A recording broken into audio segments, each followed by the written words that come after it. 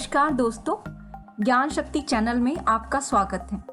दोस्तों, आज की वीडियो में हम जानेंगे कि वायरस एक्चुअली में हमारी बॉडी के सेल को कैसे डैमेज करता है, जिसकी वजह से इन्फेक्शन वाला ऑर्गन काम करना बंद करने लगता है और हम लोग बीमार हो जाते हैं। और जब कभी मेडिसिन इन वायरस को कंट्रोल नहीं कर पाते हैं, तब ये बीमारी हमारे लिए जानलेवा साबित होती है। इस वीडियो को देखने के बाद आप लोग समझ पाएंगे कि वायरस हमारे लिए कितने डेंजरस हो सकते हैं और कुछ सिम्टम्स को ध्यान में रखकर हम लोग इन बीमारियों को पनपने से रोक सकते हैं और इससे होने वाली परेशानी से बच सकते हैं। और आप पहले से अंदाजा लगा पाएंगे कि क्या आप किसी इन्फेक्शन के शिकार होने वाले हैं या नहीं, और अगर ऐसा है तो फिर आप प्रिकॉशंस लेकर अपने आप को बीमार होने से बचा पाएंगे।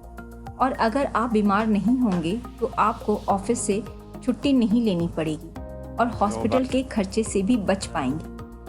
तो आइए वीडियो शुरू करते हैं। लेकिन वीडियो शुरू करने से पहले अगर आपने मेरे चैनल को सब्सक्राइब नहीं किया है तो प्लीज़ सब्सक्राइब कीजिए, बेल आइकॉन प्रेस कीजिए ताकि आपको मेरे नए वीडियो का नोटिफिकेशन सबसे पहले मिल सके, और वीडियो पसंद आने पर प्लीज़ लाइक जरूर कीजिए। तो आइए वीडियो शुरू करते हैं। सबसे पहले ये समझते हैं कि वायरस क्या है। वायरस एक यूनिसेलुलर ऑर्गेनिज्म होता है जो कहीं पर भी पाया जा सकता है, जैसे कि किसी की छींक में, दरवाजे के हैंडल पर, फल और वेजिटेबल के ऊपर या किसी के हाथ पर। यह ऐसा जीव है जो केवल किसी लिविंग ऑर्गेनिज्म के अंदर आकर ही एक्टिव होता है, और जब ये बाहर होता है तो यह निर्जीव होता है या फिर इनएक्टिव होता है। इसमें किसी तरह का कोई भी जीवन का सिम्टम्स नजर नहीं आता है और यह एक निर्जीव के भांति लंबे समय तक पड़ा रह सकता है।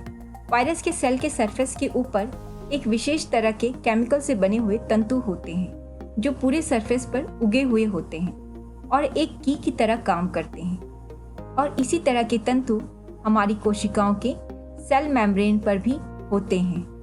अलग अलग वायरस के सेल मेम्ब्रेन के ऊपर कि ये तंतु अलग अलग केमिकल से बने होते हैं। साथ में हमारे बॉडी के सेल मेम्ब्रेन के ऊपर भी ऐसे ही तंतु भरे रहते हैं जो एक तरह से लॉक की तरह काम करते हैं और किसी वायरस को सेल मेम्ब्रेन के अंदर इंटर करने से रोकते हैं। किंतु जब किसी वायरस के सेल के ऊपर के तंतु का केमिकल कंपोजिशन बॉडी के सेल के ऊपर के तंतु के केमिकल कंपोजिशन से मैच करता है, तो फिर ये बॉडी सेल उनको अपने सेल के अंदर इंटर करने देता है।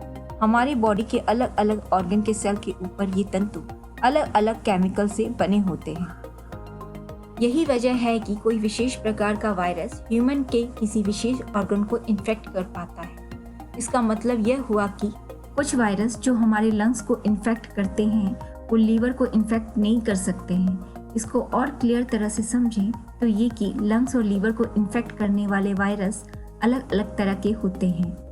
अब जब हमारे शरीर में इंटर करने वाले वायरस को होस्ट सेल मिल जाते हैं तो वह उस सेल के अंदर इंटर कर जाता है। सेल के अंदर इंटर करने के बाद वायरस के सेल का सेल मेम्ब्रेन टूट जाता है और उसके अंदर का जेनेटिक मटेरियल आरएनए डीएनए बाहर आकर होस्ट सेल के जेनेटिक मटेरियल के साथ मिलकर वायरस के जेनेटिक मटेरियल आरएनए डीएनए की कॉपी बनाने लगता है। और इस तरह उस होस्ट सेल में वायरस सेल की जेनेटिक मटेरियल की मिलियंस ऑफ कॉपी तक बन जाती है। फिर यह सारी कॉपी उस सेल के बाहर आते हैं और आपस में मिलकर मिलियंस ऑफ नए वायरस बना लेते हैं और इनके ऊपर सेल मेम्ब्रेन भी बन जाता है। फिर यह वायरस आसपास के दूसरे सेल के अंदर जाते हैं और अपने जेनेटिक मटेरियल की कॉपी बनाकर बाहर आते हैं और इस तरह बहुत थोड़े समय में मिलियंस वायरस बनने लगते हैं। और दूसरी तरफ जब वायरस की कॉपी बन रहे होते हैं तो होस्ट सेल का नॉर्मल फंक्शन डिस्टर्ब होने लगता है, या यूं कहें कि फंक्शन लगभग बंद होने लगता है। इस तरह ये होस्ट सेल डैमेज होने लगते हैं। अपने डिफेंस में होस्ट सेल कुछ केमिकल प्रोड्यूस करता है। एग्जाम्पल के लिए, जब आपको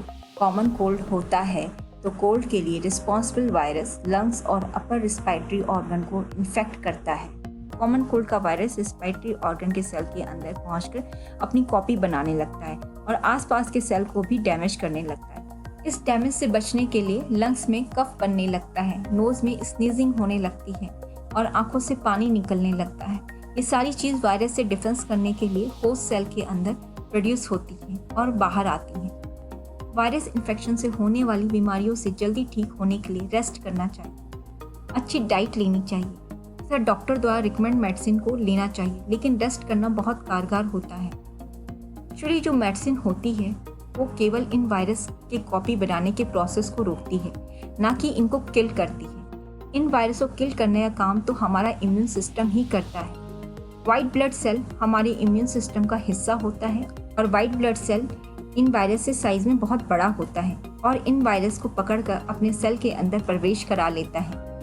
वाइट ब्लड सेल के अंदर कुछ एंजाइम्स होते हैं जो इन वायरस के मेम्ब्रेन और जेनेटिक मटेरियल को मॉलिक्यूल्स में तोड़ देते हैं। फिर वाइट ब्लड सेल इन मटेरियल को अपने दूसरे काम में यूज़ कर लेता है। इस तरह ये वायरस किल होते हैं। अच्छी तरह से समझ लें कि केवल इसी तरह से वायरस किल होते हैं, ना कि किसी मेडिसिन से। और रेस्ट करने से हमारा इम्यून सिस्टम स्ट्रांग होता है।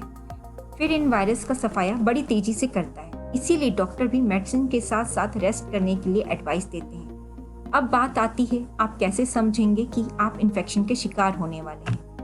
उदाहरण के लिए, अगर आपको अपने नोज़ में कुछ म्यूकस बनता हुआ महसूस हो, छींकें आएँ, कफ आएँ या फिर आंखों से पानी आए, तो समझना चाहिए कि वायरस का इन्फेक्शन शुरू हो चुका है। और अगर आप प्रिकॉशंस नहीं लेंगे तो फिर ये बाद में आपको बीमार कर देगा। इसी तरह जब आपके बॉडी में पेन हो तो आपको समझना चाहिए कि किसी इन्फेक्शन की शुरुआत है और बाद में यह वायरल फीवर में बदल सकता है। इस तरह आप अंदाज़ा लगाकर अपने आप को छोटी छोटी बीमारियों से बचा सकते हैं। प्रिकॉशंस के तौर पर आप रेस्ट कर सकते हैं, रात में अच्छी और पूरी नींद ले सकते हैं, अच्छा डाइट ले सकते हैं। इसके अलावा आप ज़्यादा बोलने से भी बचें, सॉन्ग ना सुने। इसका मतलब यह हुआ कि पूरी तरह से अपने आप को आइडल रखने की कोशिश करें। तो दोस्तों, उम्मीद है कि ये वीडियो देखकर आपको नई जानकारी मिली होगी। कमेंट बॉक्स में लिखकर बताएं कि आपको यह वीडियो कैसा लगा। प्लीज़ इस वीडियो को लाइक करें, सब्सक्राइब करें और शेयर जरूर करें ताकि दूसरों को भी इससे फ़ायदा पहुंचे।